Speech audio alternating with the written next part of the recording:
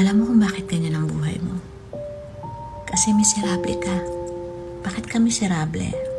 Kasi hindi ka marunong maging masaya para sa iba.